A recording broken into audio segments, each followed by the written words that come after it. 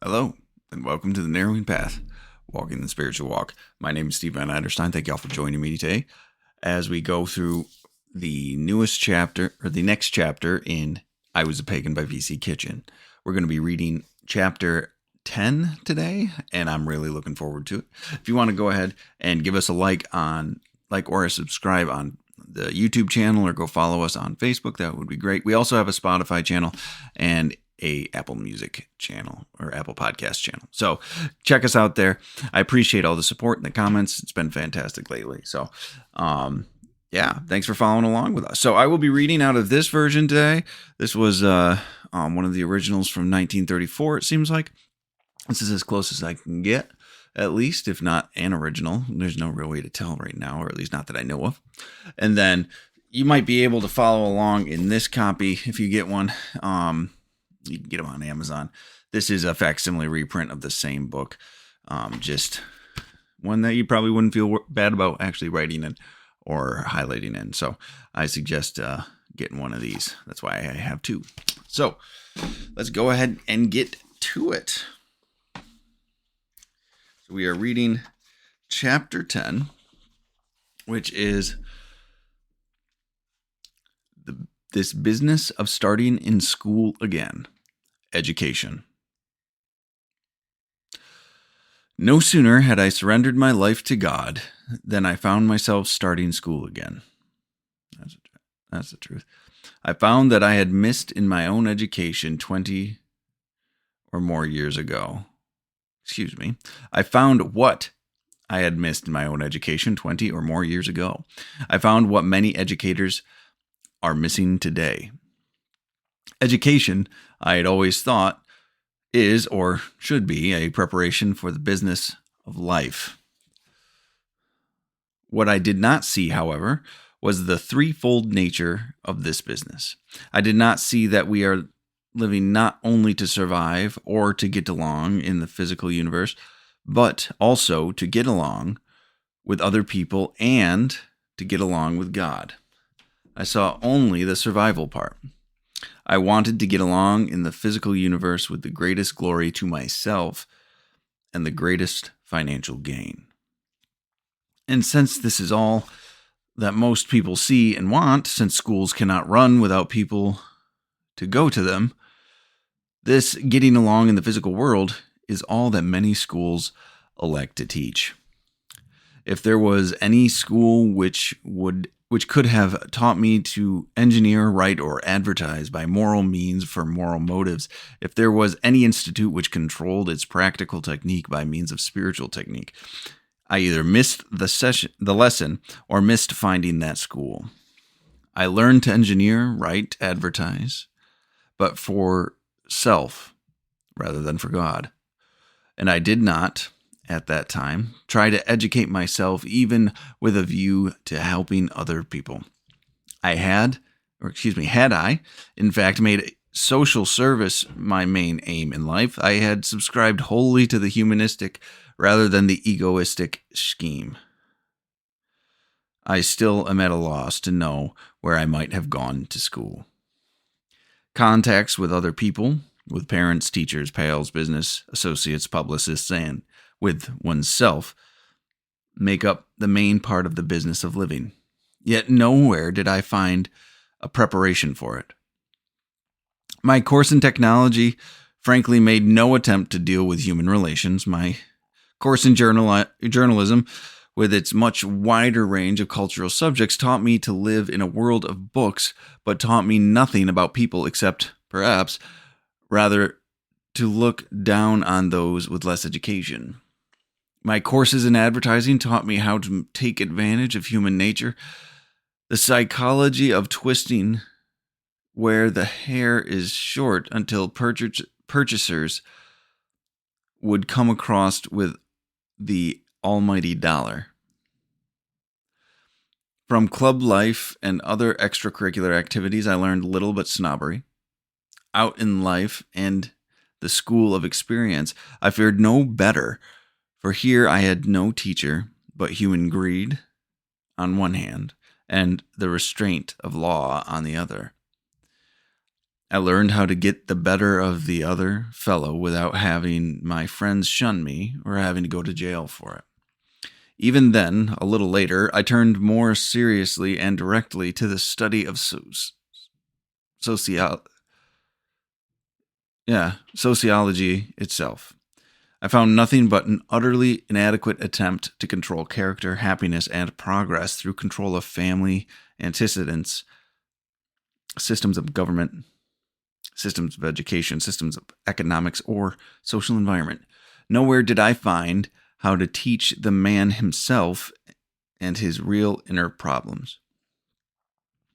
Nowhere did I find how to deal with people redemptively and creatively as Jesus. I would have dealt with them, creatively as Jesus would have dealt with them. Nowhere did I find even the birth of a real wish to do so. An educated man without Christ at his center is, as I now know, like a ship loaded with valuable cargo, but not going anywhere, or else headed the more certainly and swiftly for destruction. In my own educational career, I had attended something like 8 preparatory schools and 4 colleges and universities. I had read many books. A book a day was once my standard. I had engaged in research work. In some of the world's finest libraries. I had attended learned lectures. I had seen, taken part in, or produced a wide variety of plays.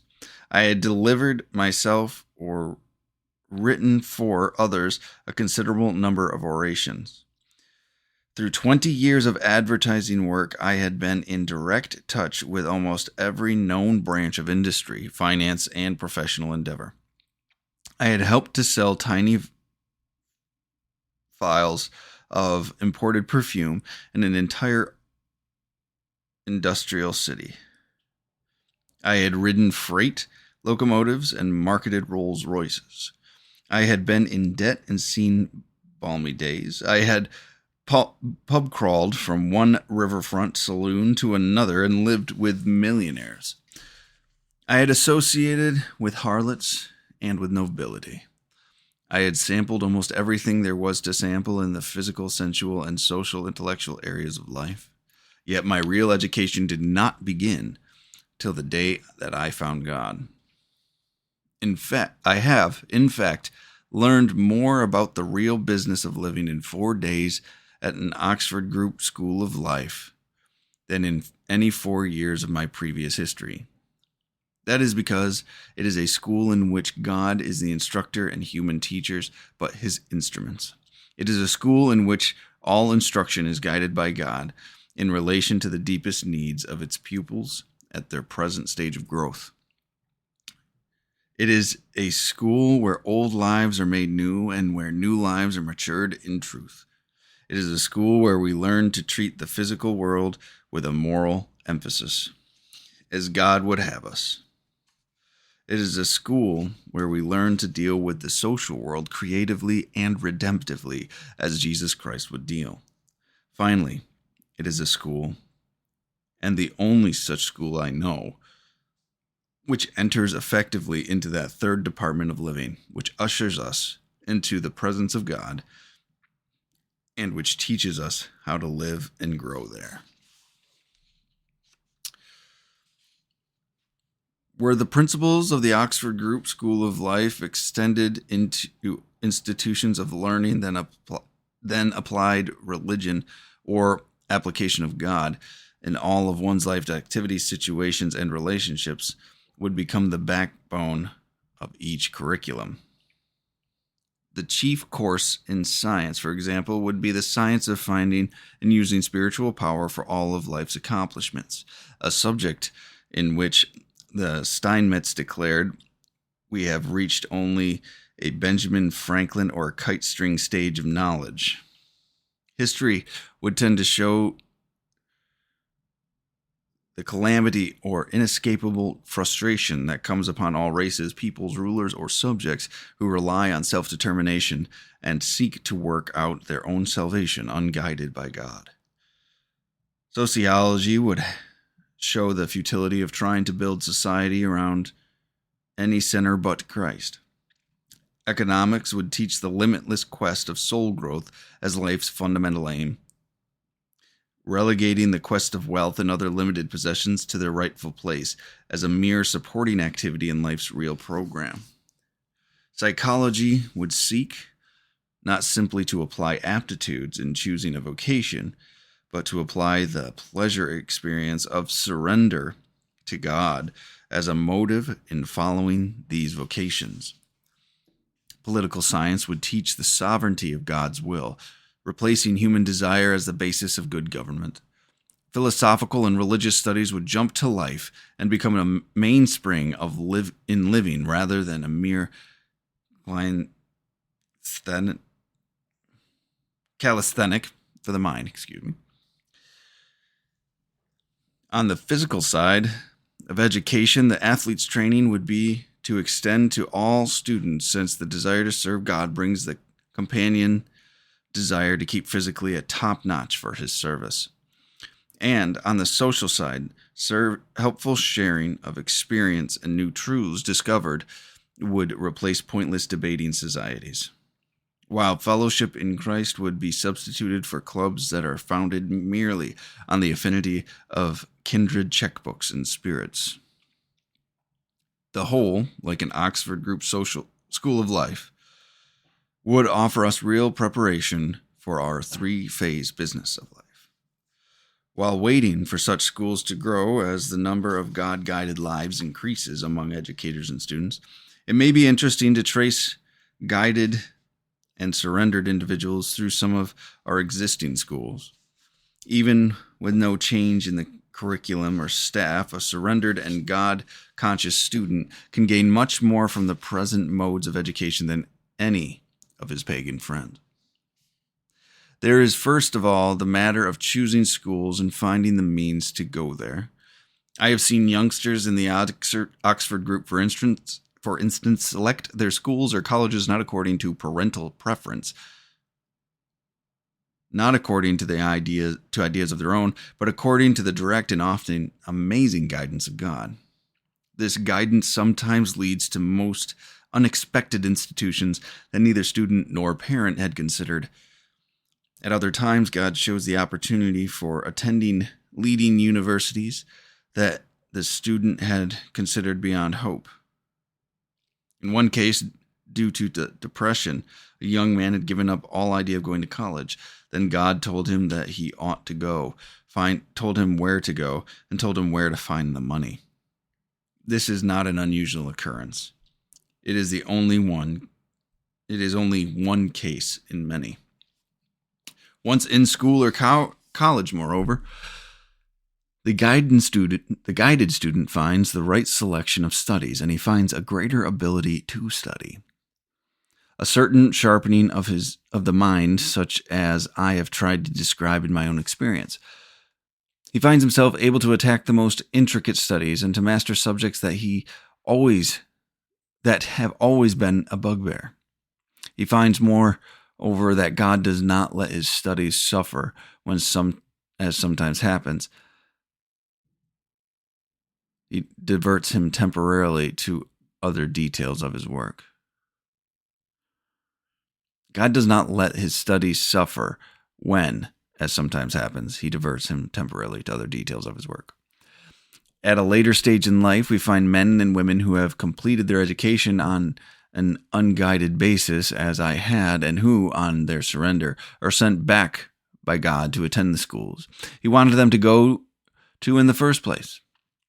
I have in my mind a sales engineer who had been out of college for 6 years and a lawyer who had practiced his profession for 13 years. God told him he wanted them both in his ministry, and they obediently started in the theological college. A little further along, we come to my own stage of education. 20 years or more out of college, with 10 or more years elapsed since our last go at Dr. Eliot's 5-foot shelf of books. It is too late to go back to school, perhaps, but not too late to start in school again under the tutelage of God. God today is teaching me directly through my daily quiet hour in the morning, and indirectly through passages in the Bible that he indicates, through the books he guides me to read, through the group meetings and schools of life he guides me to attend, through the rich experiences he leads me into, and through the difficulties he uses to develop my moral fiber. In this instruction, he brings me down to the very essentials of living. He wastes no words in superfluidities. He tells me that what I am living for, and there is no mistaking it. He tells me where I fail to live this way. He tells me what is the matter and how to correct it. He tells me how to add to my stature physically, mentally, and spiritually. He directly reverses most of my previous ideas on physical, mental, and spiritual values. He gives me a whole new set of values and shows me how to select from an ocean of possibilities that one thing needed at the moment to live according to his plan. He is teaching me, meanwhile, to make a living, not by selfishly getting the better of the other fellow, nor by fitting into society without trespass on others' desires. He is teaching me to live by his desires, and that what he supplies is always plenty. In the social area of life, he is teaching me what to do for my mother, sister, wife, and children that will help them grow in soul. He is showing me what human teachers to go to and how to teach myself. He is teaching me how to get along with my companions and associates, both those who know God and those who do not. He is teaching me to recognize almost at once the man in need who is longing to find God. He is teaching me what attitude to take towards publicists and critics who are molding the world's ideas, usually away from God. He is teaching me to know myself in the light of truth. He is teaching me to know his Son, and the Son, in turn, is teaching me to know ever more of God. Best of all, this education sticks. Where volumes of human advice and misinformation have poured in one ear and out the other, the guidance of God seems to wrap itself around my backbone and become an integral part of my character. It is education he has made not only mine, but mine for keeps. Yep. There we go. All right. I like that chapter. It's an interesting chapter because I've completely changed careers in my recovery. So that was a fantastic chapter. And it also reminded me about that quiet hour in the morning. So many writers write about it, and I've got to work on that for myself personally. I make it a point to